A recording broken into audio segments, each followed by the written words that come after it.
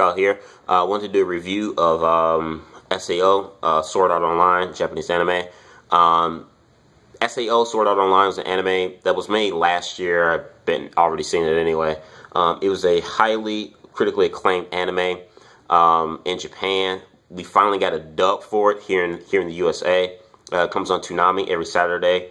And since then, since it's been a year that the anime has been out, it's amazing to see that the fan base still continues to grow as it's gaining new fan base, as it's gaining new fans, and the fan base is continuing to grow. So I still find it relevant for me to talk about this. So SAO Sword Art Online is a 25 episode anime based off the light novels of the same name. I believe there's 12 volumes, as a matter of fact. But the 25 episodes are based off the first 4 volumes. The 25 episodes are broken up into 2 story arcs. So here's my thing, SAO. Quick brief of the story. SAO Sword Art Online is based off the hero Kirito, a 16-year-old high school student.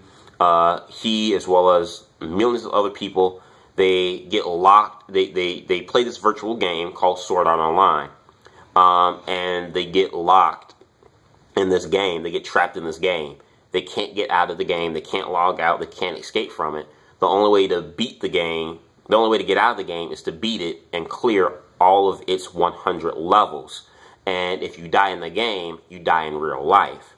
So, very interesting concept, which is one thing I love. I mean, it's not the first or most original concept we've had in Japanese anime, because, I mean, if you want to name something that's already had this concept before, similar to it, at least Hack, for example, and a few others. But the concept is still good. One of the things I love about SEO is the characters. I think the characters get you emotionally involved. You become emotionally involved in the characters. You love the characters. The story, I think, keeps you intrigued, and it leaves you wanting more because you get emotionally involved into the characters and you love them so much. One of the things I like is the lead character, Kirito.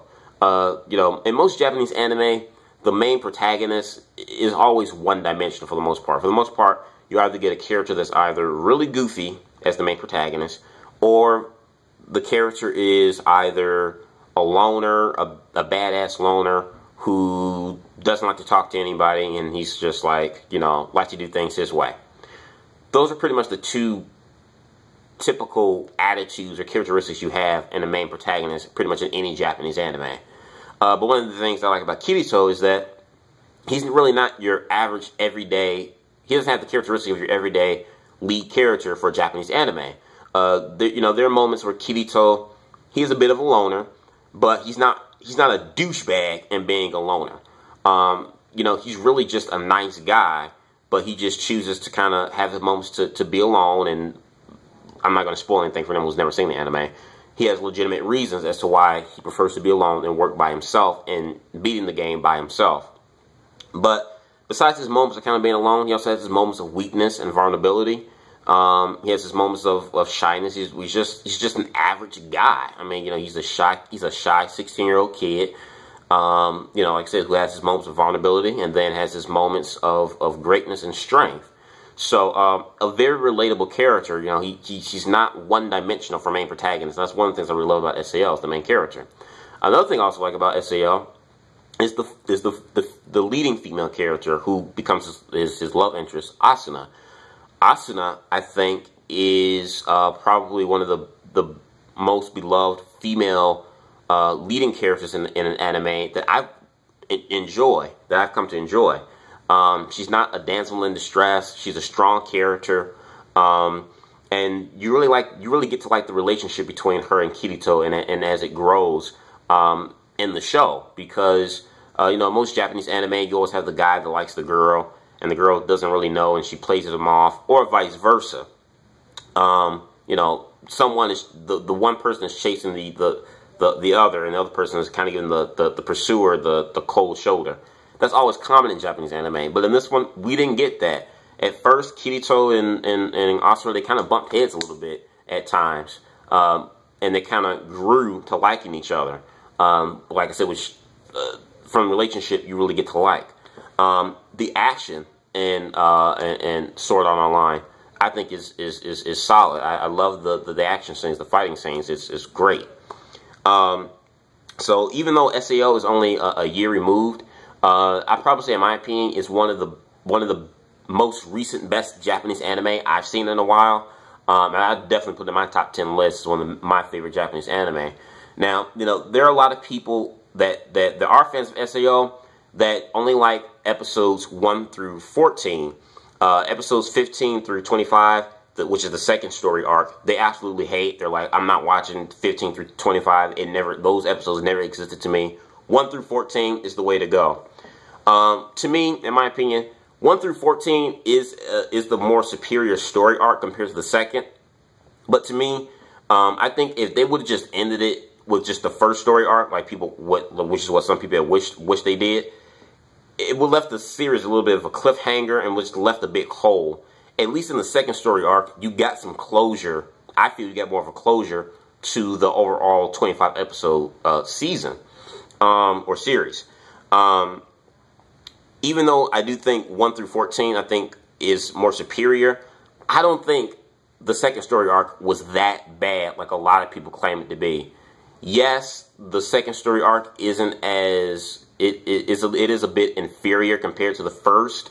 But I think the one reason why a lot of people hate the second story arc, I think, is really the theme. Because in the first story arc, Sword Art Online, when they're in that game, it's more of a Final Fantasy, medieval times kind of like setting. Whereas when they get to the second game, in the second story arc, Athlum, or LAO for short, that deals with more of magic and fairies and wizards, and it's more of a World of Warcraft like setting. So you compare those two settings, most people are gonna hate the World of Warcraft and magic and stuff. Like, what the hell is this? This isn't a freaking Harry Potter. So I think that's the one reason why a lot of people hate it. But to me, I didn't really care about the theme because they're still a freaking video game. It was still got some good action, and the characters were still, you know, they were lovable. You know, I still enjoyed the characters. I still wanted to know what was going to happen next. It still kept me intrigued. So even though the first story arc was more superior compared to the second, I don't think the second was as bad or terrible as people say it is. I thought it was good. Not as good as the first, but I still thought it was good and intriguing. Now, there are some people who do watch SAO and consider SAO to be just an okay anime, and they point out or finger the ones that do, for us that do like SAO, they think that we make it overrated. I don't think SAO is an overrated anime. One of the key elements as to why I think Sword Art Online is such a beloved anime, not only amongst Japanese fan base, but critically acclaimed, largely a huge American fan base. I think SAO speaks to that interest. It speaks to us who wish that we could live in this fantasy-like world. It speaks to us fans that wish that.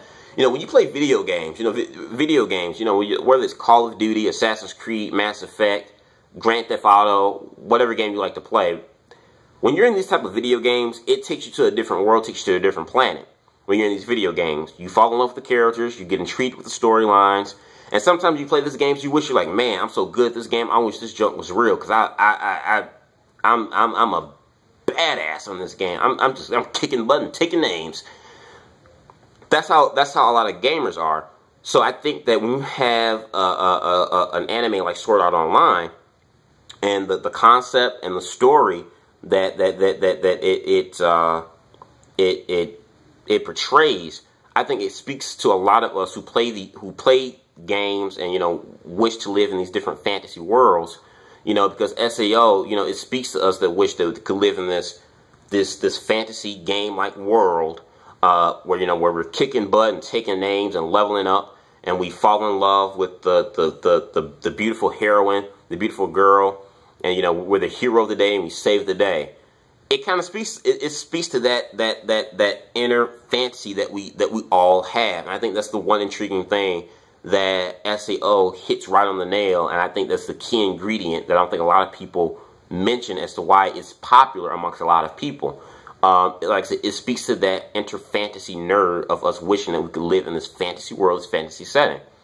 And that's okay, because how many times will we watch, you know, a Star Wars film, or, you know, a Batman Dark Knight movie, and like, man, I wish I was Batman, or man, I wish, you know, I wish Star Wars was real, I wish the Force was real, I wish I could make a real lightsaber. How cool is that?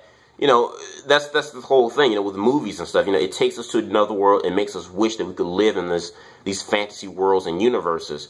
And SAO is no exception. I think it speaks to us who do that, who wish those things, especially from a video game standpoint of view, because the concept is a video game. So when you have that, and, you know, you have these different characters and stuff, I mean, like, man, it gets you emotionally invested into the story. So that's one of the things, the reason why I think SAO is very popular.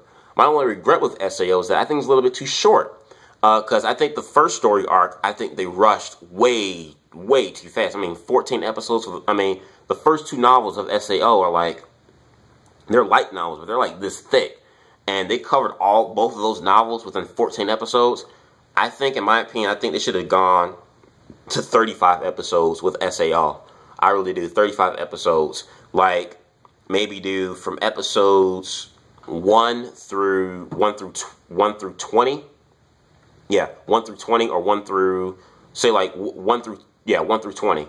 1 through 20, it could have been, or 1 through 20, or 1 through 22 could have been the first story arc. And then from 22 to like 35, that could have been the second story arc. Because I really wanted more of SAO, especially in the first arc. Because the first 3 episodes are kind of like a little bit filler, and then they get back to the main thing, so it's like they kind of rush it a little bit. But I like SAO. Let me know what you guys think. If you heard of the Japanese anime Sword Art Online, what are your thoughts on it in the comment box below? Subscribe. Peace.